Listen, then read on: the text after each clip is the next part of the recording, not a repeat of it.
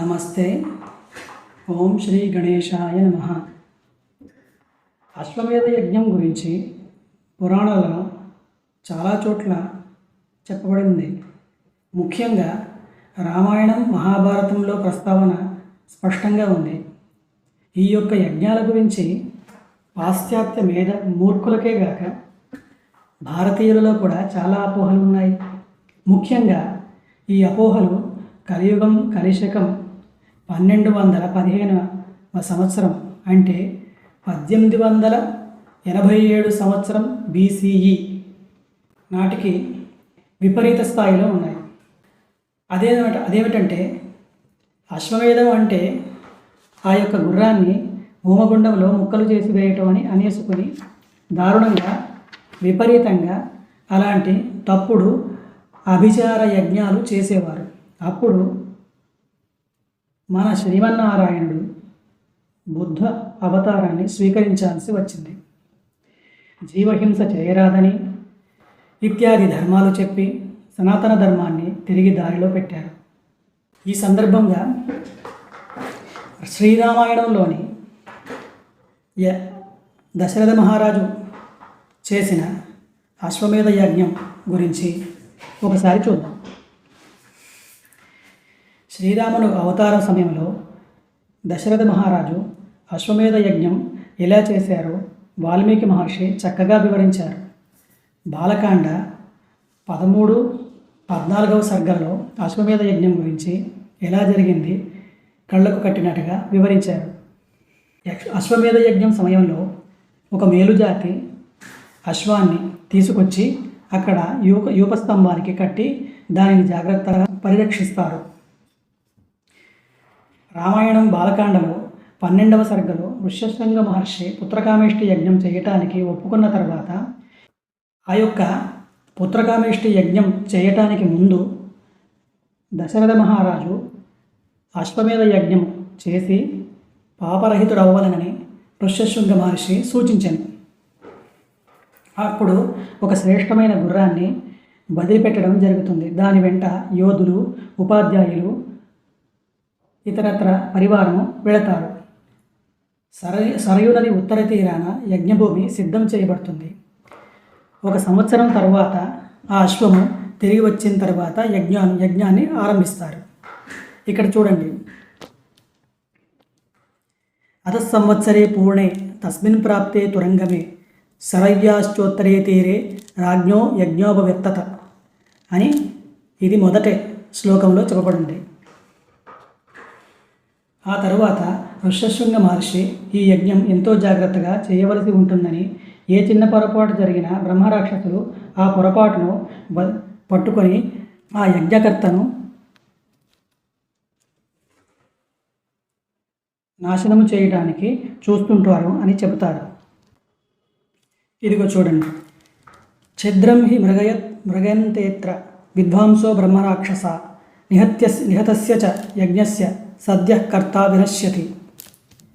అంటే యజ్ఞములో ఏ చిన్నటువంటి పొరపాటు జరిగినా ఆ పొరపాటును వంకపెట్టుకొని బ్రహ్మరాక్షసులు ఆ కర్తను నాశనం చేస్తారు అని అందులో అర్థం. కాబట్టి అశ్వమేధ యజ్ఞం ఎంత జాగ్రత్తగా చేయవలసినదో మీకు దీంతో అర్థమై ఉంటుంది. ఈ యజ్ఞం ఎంత జాగ్రత్తగా చేస్తారో ఈ శ్లోకం చదివితే అర్థమవుతుంది. కర్మ కుర్వంతి విధివద్యాజక వేదపారగా యథావిధి యథానాయం పరిక్రామంతి శాస్త్రతః. ఈ యజ్ఞంలో ఆహ్వానించే దేవతలకు సంబంధించి వాహనాలైనటువంటి జంతువులను అనగా పాములు, పక్షులు మొదలైన జలచరాలు అలా 300 పశువులను యూపస్తంభానికి చుట్టూ నియోగిస్తారు.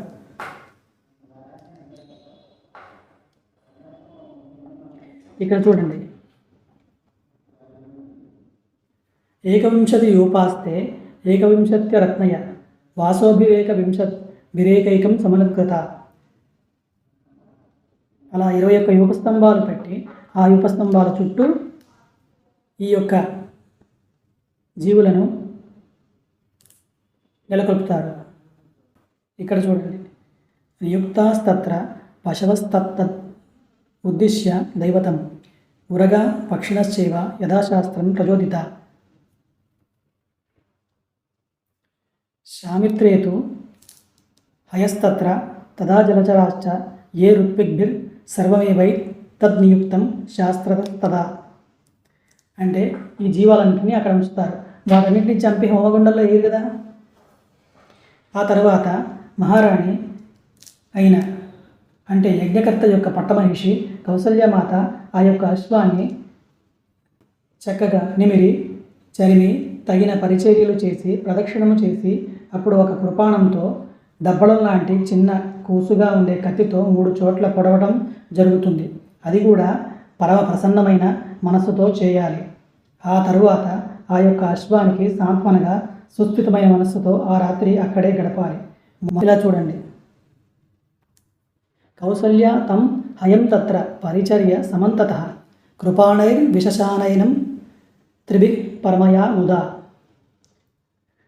అంటే పరమ సంతోషముతో ప్రసన్నముగా ఆ పని చేయవలను. పతత్రినా తదా సార్ధం సుస్థితేన చేతస అవసత్ రజనీమేకాం కౌశల్య ధర్మకామ్యయ. అంటే ఒక రాత్రిపూట ఆ గుర్రము పక్కనే ఆమె గడపవలెను. ఆ మహారాణి ఆ యజ్ఞకర్త యొక్క పట్టమహిషి ఎందుకలా గడపవలెనో తర్వాత చెబుతాను. తరువాత హోత అధ్వర్యు ఉద్ఘాత తమ చేతితో ఆ మహారాణి యొక్క చేయి పట్టించి ఆ గాయము నుండి స్రవించినటువంటి వావాతము అంటే మేధస్సు తీయించుతారు. ఆ మహారాణి చేత ఆ వాపమును తీయించి తరువాత ఇంద్రియ నిగ్రహంతో ఆ వపామును యజ్ఞకుండములో వేస్తారు ఋత్విక్కులు. ఇదిగో ఇలా చూడండి. హోత అధ్వర్యుస్తదోద్గాత హస్తేన సమయోజనన్ మహిష్యా పరివృత్యా చ బాబాతాం చ తదాపరాం. పతత్రిణస్తస్య వపాముద్ధృత్య నియతేంద్రియ ఋత్విక్ పరమసంపన్న శ్రపయామాస శాస్త్రతః. శాస్త్రము చెప్పిన విధముగా ఆ వపమును ఆ ఋత్విక్కు ఆ హోమగుండములో వేయును. పిమ్మట అంటే ఆ తరువాత ఆ యొక్క ధూమగంధము ఆ మహారాజు పీల్చుకుంటారు. తద్వారా ఆయన పాప విముక్తుడవుతాడు. ఈ శ్లోకంలో చూడండి. ధూమగంధం వపాయాస్తు జిఘ్రతి స్మ నరాధిప యథాకాలం యథాన్యాయం నిర్నుదన్ పాపమాత్మన. ఆ ధూమగంధమును పీల్చుట ద్వారా ఆ నరాధిపుడు అంటే మహారాజు యథాకాలము యథాన్యాయము పాపం నుంచి విముక్తుడు అగును. ఇప్పుడు ఆ అశ్వము యొక్క అన్ని అంగములను అగ్నిచే తాకించి అంటే కాపడం చేయించి సమంతరకముగా 16 మంది ఋత్విజులు గాయాలు మానేలా హాయిగొలుపుతారు. హయస్య యాని ఇలా చూడండి. హయస్య యాని చాంగాని తాని సర్వాణి బ్రహ్మణ అగ్నౌ ప్రాస్యంతి విధివత్ సమంత్రాషోడశత్ ద్విజ.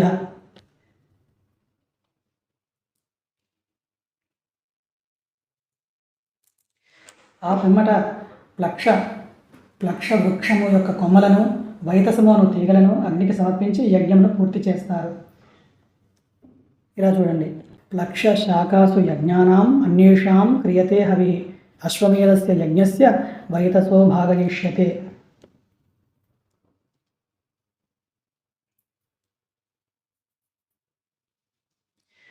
ఆ తర్వాత త్రయో అశ్వమేధ సంఖ్యాత కల్పసూత్రేణ బ్రాహ్మణై చతుష్టోమం మహస్తస్య ప్రథమం పరికల్పితం. ఇక్కడితో అశ్వమేధం పూర్తయి తర్వాత చతుష్టోమ ఆది హోమముల కొరకు ఇంకా ముందుకు కొనసాగుతారు. ఈ విధంగా అశ్వమేధ యజ్ఞం పూర్తయిన పిమ్మట అశ్వము స్వేచ్ఛగా ఎవరికి స్వారీ కాకుండా ఇంకొకసారి ఏ యజ్ఞానికి ఉపయోగించకుండా స్వతంత్రముగా ఉంటుంది. దాన్ని అగ్నిలో వేయటం అనేది జరగదు.